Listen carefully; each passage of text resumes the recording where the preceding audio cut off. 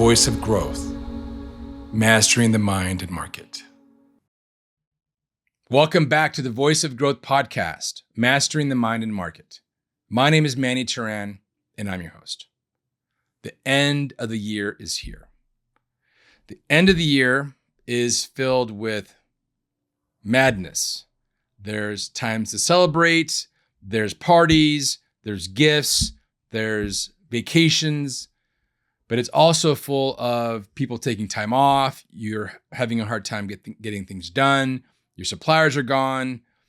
You know, you go to the mall, you go to Costco, it's madness. So there's this sort of culmination of this energy that sort of begins around Thanksgiving timeframe.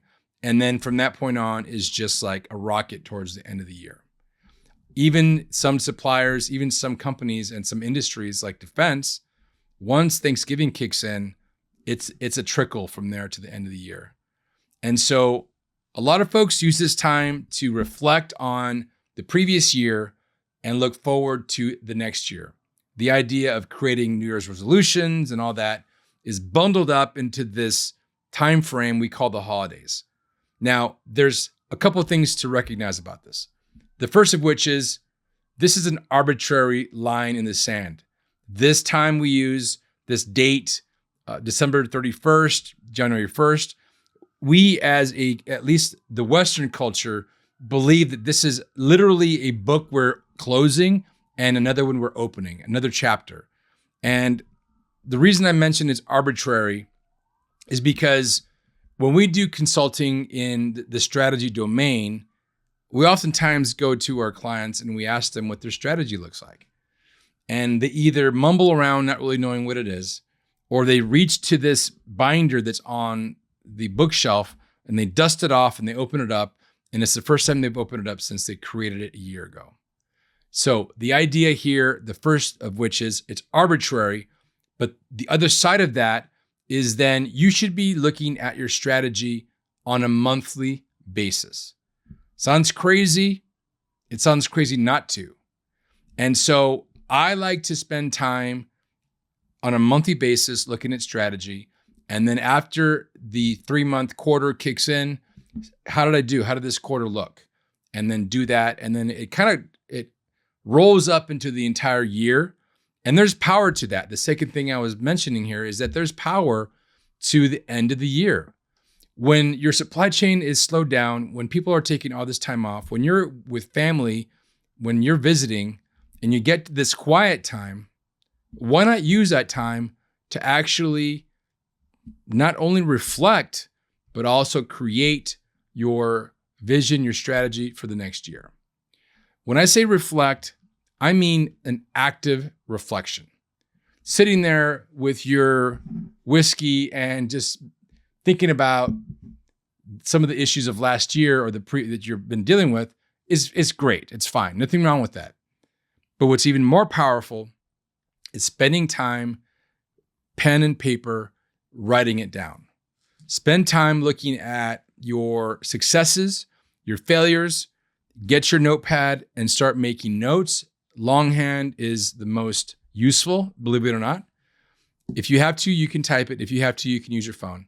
But there's a lot of power in using this. There's actually science to back it up. What I mean by active reflection, list all of the points you can remember or use your calendar or use your phone. Go month by month. Okay, January, this is what worked. This is what didn't work. These were successes. These were failures. These were partnership opportunities that I will do again. These are ones that I won't do again. And spend time writing it down. I have a Moleskine notebook I've used for my entire professional career, I guess 30 years worth. And I've used this notebook, a series of them. I think I'm like on 50 or 60 now. And I write it down. I sit there and I write these things down because I get it out of my mind onto paper. And then I'm able to then dissect those individual elements into things that I've learned for the previous, well, I'm using the example of a year here, but I do it on a monthly basis and quarterly.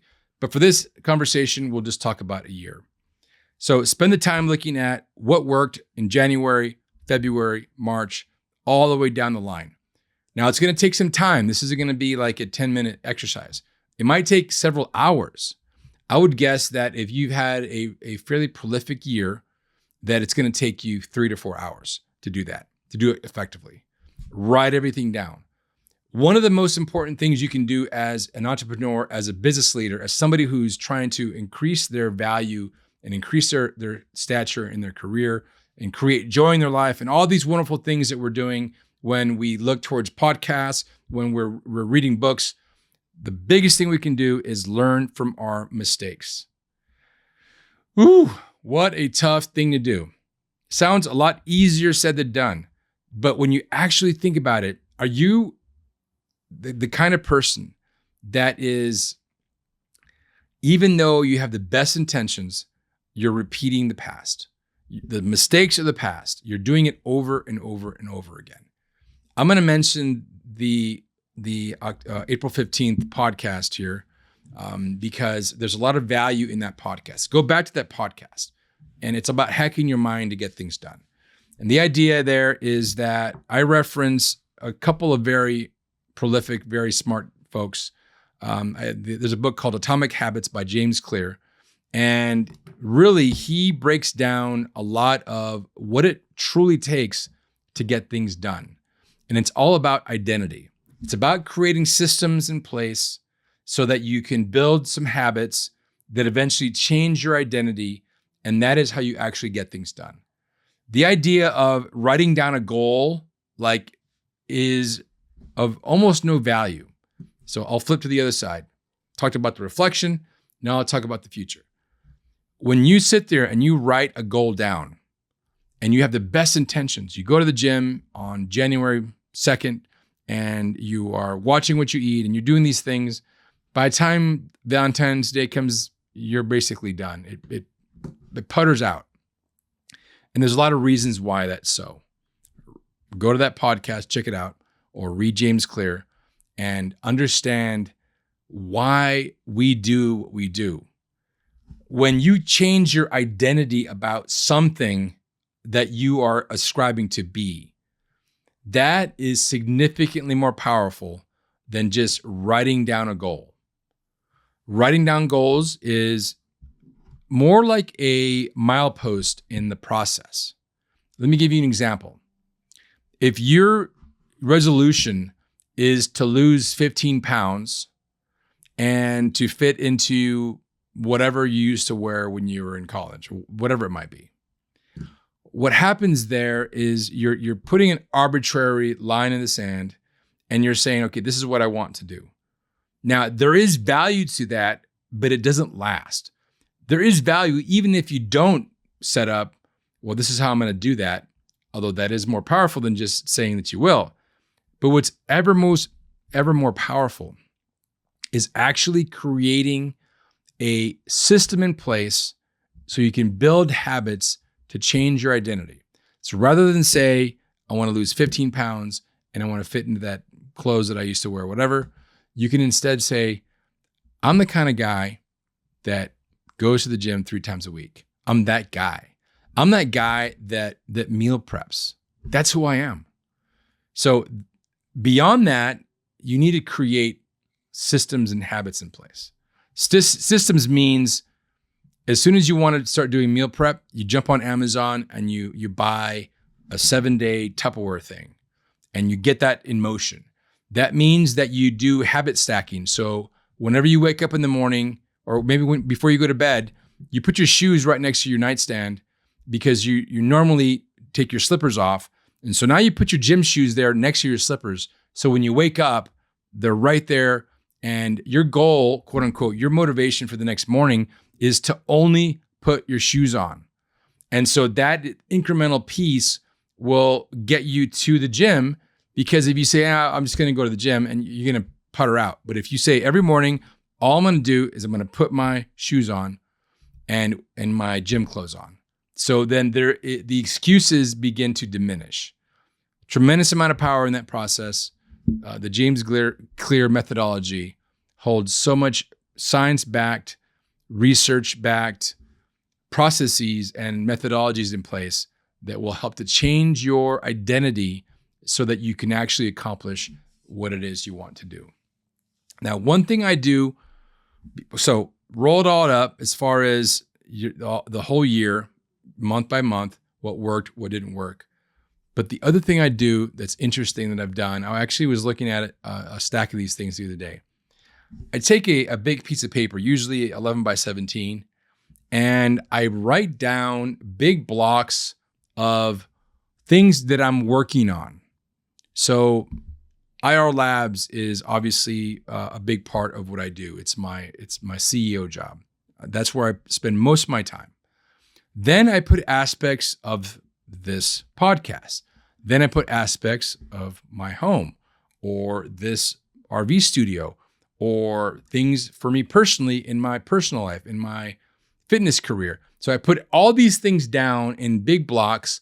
And then from that, I start to draw little lines to particular aspects of things I want to accomplish. And I've done this for years. And what I realized is that once I take those star-shaped things, like for instance, we'll use this podcast studio as an example. Podcast studio, it's not complete yet, but it's almost done. So these are the elements that need to be done in that studio.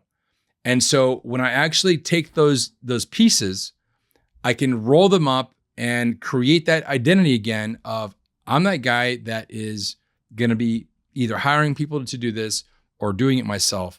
And I'm going to be bringing in the tools in here to actually get it done. And by listing them all out, it makes it very clear what has been and what has not been done as you go month by month and quarter by quarter. So the other thing I do is once I do that, I can actually put it into an Excel spreadsheet, put it in my calendar. And so now I've got reminders in my calendar that I can use. And it's really hard, I got to say this, to be realistic, right? And it's also important not to do this for the entire year. I like to do it project by project. So it's important for me to finish this podcast studio so I can start doing guest interviews in here. So I'll actually describe that and I'll put that on my calendar so that I can get this done. But you know this, life isn't a serial process, it's parallel. So there's other things I need to keep on doing. I've mentioned my fitness stuff. I've mentioned other aspects, IR Labs. So what you do is you can actually extrapolate and find what are the 2 or 3 things that need to be happening at the same time in order for you to actually accomplish these things in summary. So it's a very complicated process. But if you think about it, it's very simple. All I'm doing is I'm doing some level of habit stacking. All I'm doing is creating a visual representation of what needs to get done. Then I can look down at that thing every week and say, okay, this is working, this isn't working. I'm going to go back to my calendar. I'm going to make some adjustments. But the whole name of the game here is it has to be an active conversation. This is not something you do once and walk away and it somehow runs on autopilot. This is active. This requires activity. This is a Sunday. Today's Sunday, and I'm doing exactly this on Sunday. For me, Sunday is like a mini version of the end of the year.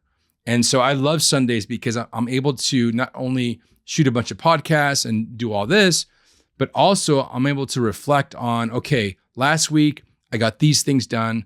These things didn't work. This is something I need to spend more attention on. This is where I need to spend more resources. And then the following week, the up and coming week, I'm able to actually spread my wings. And then I do this, so it's a bit of a bookend.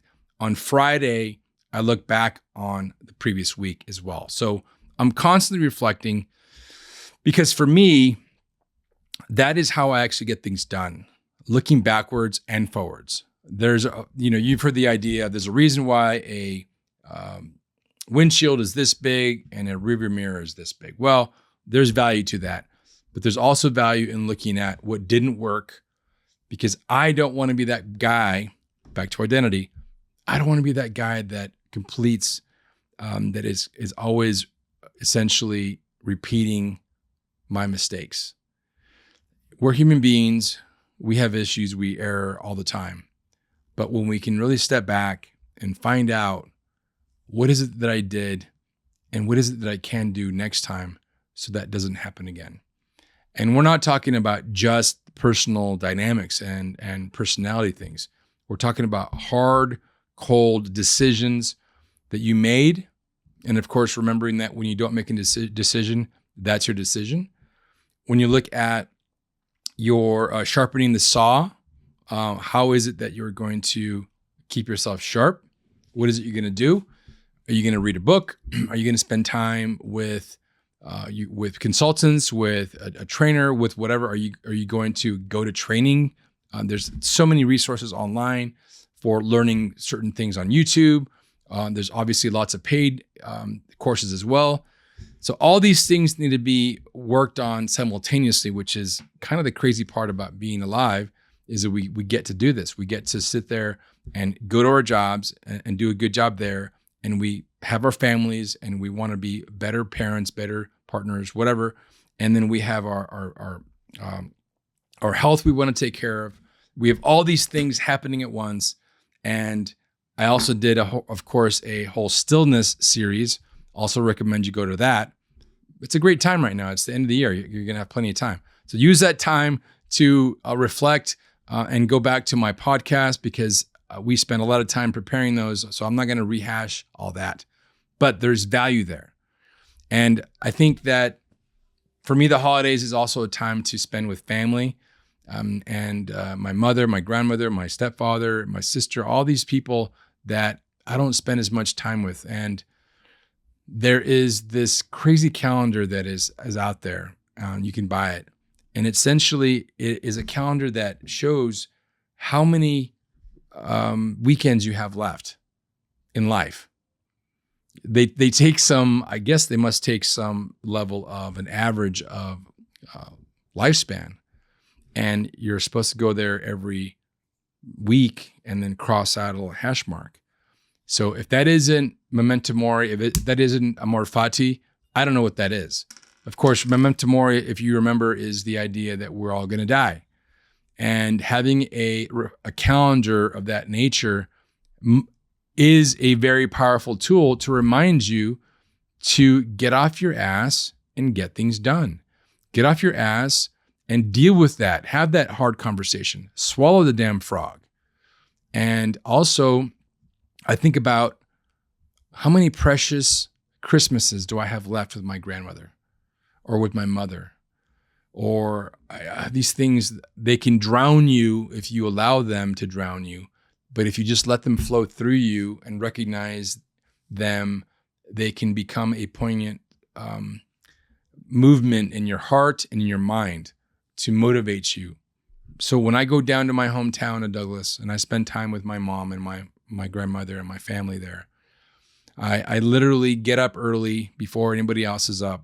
I do all of my reflection. I do my meditation. I do all my business stuff. And then by 9 o'clock, my mom's making breakfast. And then I unplug and spend time and share stories and learn and do all the wonderful family things.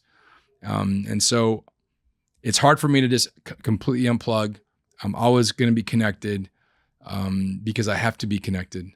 But in that connection, there's also lots of pause. Stillness, reflection, strategy, looking forward. What is your identity? These are all aspects that we get to do being in this wonderful time. As much as people, the doomsdayers in particular, that are upset about everything and everything, the sky is always falling. And I don't ascribe to that mentality. I'm a very realistic person. I'm a science person, but I also believe that there's a higher momentum, higher good, higher cause that we're all part of. And maybe that's what gives me the calm sometimes during the chaos.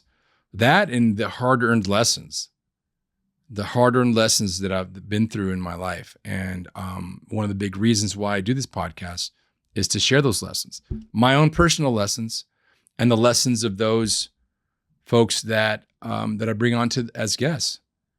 I just love the fact that I get to do this, and I'm proud that you're listening to this, you're watching this, and I hope that it changes you, it moves you. If you've been listening to this podcast in the past, you know that I don't like the word hope, because the word hope ascribes to it almost like a laziness, where you take that dice and you just throw it and you hope it lands on snake eyes. But in this sense, I mean more the heartfelt hope that I more like a wish, that I wish you the best. I wish you the time to reflect and create that massive momentum so you can scale your business.